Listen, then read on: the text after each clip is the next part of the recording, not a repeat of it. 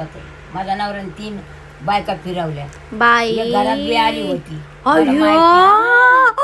लेकरू सोडून लेकरू सोडून ते माणूस मग तू कुठे होतीस? माझी ती सवत होती तेव्हा. अच्छा ते सांगा की. अच्छा सावत होती तर तेव्हा. हे भीमा आहे ना त्या आणा होता. मग तुला कोणी सांगितलं?